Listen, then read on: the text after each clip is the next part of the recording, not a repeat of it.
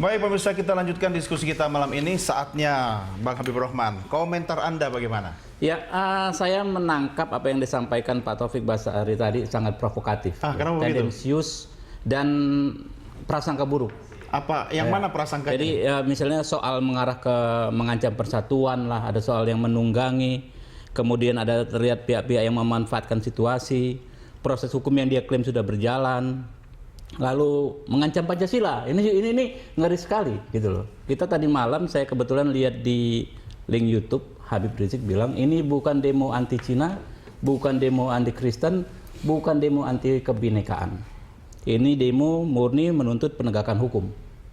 Jadi prasangka-prasangka buruk ya, mungkin didasari pada kebencian ya, yang disampaikan Pak Taufik Basari itu juga bisa bahaya. Ya, itu Orang kan yang pendapat baik, ya.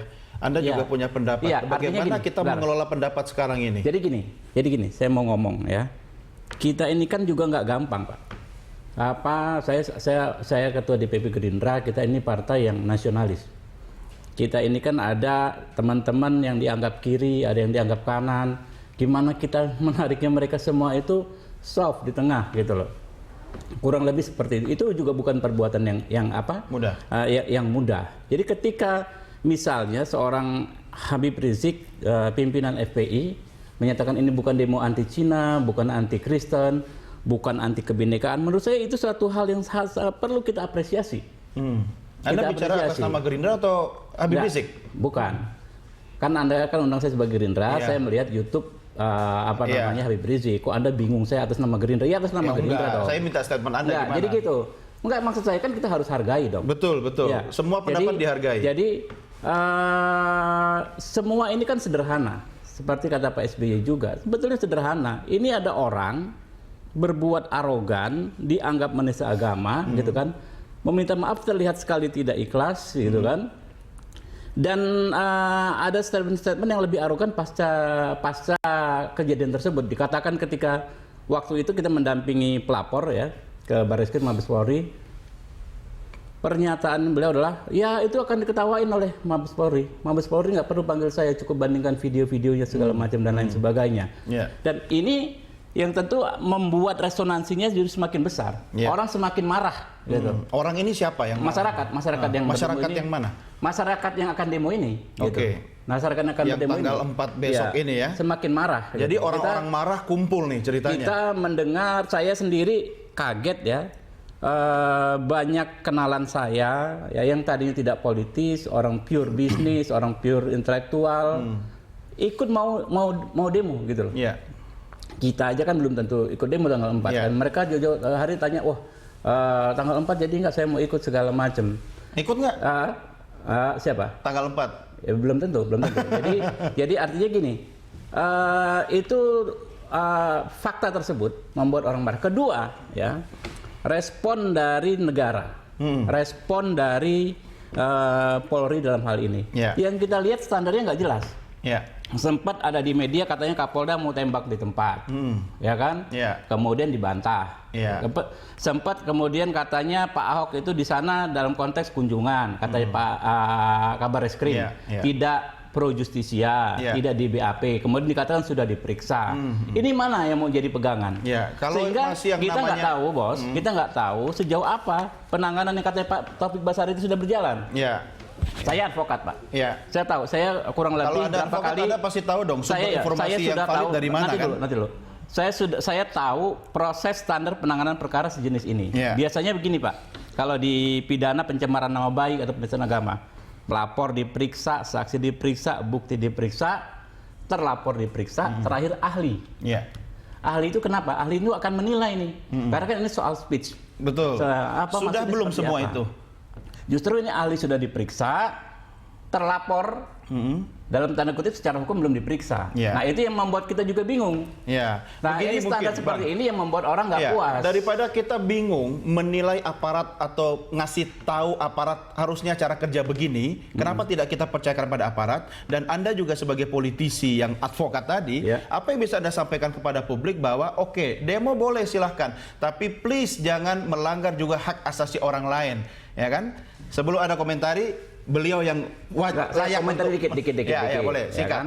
Jangan gitu dong, Anda nanya menohok nggak boleh Tidak, ngomong saya gitu kasih kesempatan untuk merumuskan kata-kata. Itu kan? soal standar demo tuh kita ini sudah kapalan, Bos. Ya. Kita ini kan demo bukan setahun 2 tahun, ya kan? Sudah ahli lah ya. Reformasi ini juga karena kita dulu demo gitu kan. Kita tahu demo itu quote and quote kita nggak melanggar hak orang. Oke. Ya, tentu begitu. Gitu kan? Tapi hak orang yang mana kan?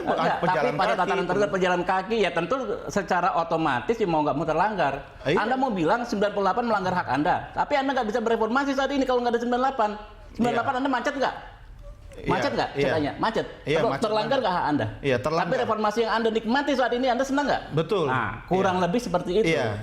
Tapi apakah harus selalu begitu untuk menyuarakan pendapat? Ya namanya orang kumpul banyak. Ya ini soal taman misalnya kan, ada gambar terinjak-injak polisi. Orang kumpul banyak. Saya ada di situ waktu yang tanggal 14. Ada taman yang ya namanya orang banyak ya, bukan sengaja datang ke sana merusak taman, bukan, tapi mau nggak mau terinjak gitu loh. Iya, betul. Jadi saya setuju dengan pendapat Anda, tapi saya tidak boleh berpendapat. Yang lebih artinya substansi, begini. tapi yang lebih substansi mana? Ya. Bagaimana kita menyampaikan pendapat soal penegakan hukum? Betul. Gitu. Ini kan kita bicara substansinya gitu kan. Betul. Caranya bagaimana? Kalau bisa kita lakukan dengan cara yang lebih baik lagi, tentu itu yang saya minta Anda bisa sampaikan kepada penonton. Yang sekarang tidak terjadi, kayak kata Pak Prabowo. Kok kayaknya yang disalah-salahin ini pendemonya. Ini udah mau dibalik dunia ini begitu loh. Orang demo karena tidak puas terhadap pengusutan kasus dugaan penistaan agama gitu kan. Karena memang banyak sekali kejanggalan, ya kan. Kok yang pendemonya wah, ini soal jadi yang misalnya pendemo. Iya, itu yang Pak Prabowo katakan ke siapa? Ke Pak Jokowi? Bukan, yang kemarin di PKS ya kan. Oh, yang ketemu Pak Prabowo bilang kan. Presiden PKS. Iya. Demo itu kan ada sebab, gitu kan. Sampai juga Pak SBY tadi bilang kan, betul, ada sebab. Cuma tapi kok seolah-olah ini pendemonya yang akan bikin kacau, mengancam Pancasila dan lain sebagainya. Itu yang setengah mati juga saat ini kita kerja keras, Bos.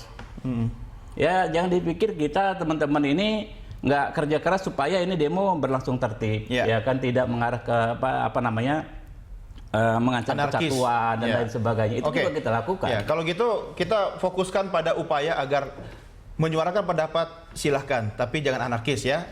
Saatnya Pak Arbi Sanit, Anda melihatnya dari kacamata mana Pak? Nah ini soalnya kan kalau saya melihatnya memang negara kita sekarang dalam bahaya, dalam ancaman. Ya, ancaman itu adalah kalau gambaran besarnya saya mengatakan bahaya laten Islamisme. Kenapa itu kalimatnya begitu? Itu ancamannya, ya. Ya kalimatnya begitu kan. Yang ngumpul itu kan orang-orang keras semua. Garis keras. Iya, garis keras. Nah, garis keras itu adalah mulai ya, awal dari gerakan-gerakan yang akhirnya berujung pada terorisme. Ya, dan itu sudah banyak dalam sejarah kita. Dan sekarang masih ada itu di Sulawesi, masih dikepung itu. Ya, jadi oleh karena ancaman yang sudah besar ini, Presiden merasa seluruh kekuatan leadershipnya nggak cukup. Makanya diundang masyarakat, partai-partai, tokoh agama, partai dan seterusnya. Efektif nggak Pak Arbi Anda melihat langkah Presiden itu? Semua elit kan turun gunung nih ceritanya. Iya. Nah, efektifnya kan tergantung lagi di lapangan. Apakah polisi sama TNI cukup siap dan cukup lihai membendung kemungkinan terjadinya bentrokan atau aksi-aksi yang tidak diinginkan. Nah itu menurut saya mereka sudah punya pengalaman. Artinya dari pendekatan keamanan Anda melihatnya, bukan dari pendekatan misalnya yang lebih personal kepada tokoh-tokoh elitnya atau? Oh enggak, ya itu kan sudah pendekatan. Protapnya? Enggak, itu kan pendekatan di belakang meja. Ya, tentang konsep-konsep tentang kejaksanaan. Nah, lalu di lapangannya ya tergantung. Karena ini kan tanggal 4 itu kan di lapangan. Jadi di lapangan ini mesti sama kuatnya, sama siapnya, sama siaganya, sama tegasnya dengan yang di kejaksanaan. Nah masalahnya jadi Presiden minta orang-orang itu datang atau dia datang ke orang-orang sebenarnya dalam rangka kebijaksanaan itu. Ya. Tapi kan aparat diminta untuk melakukan pendekatan secara lebih humanis itu untuk menangani aksi unjuk rasa tersebut. Iya, humanis pasti. Tapi kalau yang berdemo tidak humanis, apa yang harus dilakukan? Jadi Anda tidak percaya aparat kita akan mudah terpancing begitu, Pak? Oh enggak, kan dia sudah punya pengalaman ya di waktu ketua MK itu diadili. Nah itu kan ada lapis-lapis tuh, sampai lapisnya keluar kota sana. Ya kalau itu dipakai lagi, saya kira bisa aman. Ya. Tapi prediksi Anda untuk besok tanggal 4 aman lah Pak ya? Oh ya, harapannya aman. Harapannya. Oke, Bapak-Bapak sekalian, saya break dulu. Kita lanjutkan segmen berikutnya. Pemirsa, kami segera kembali sesaat lagi.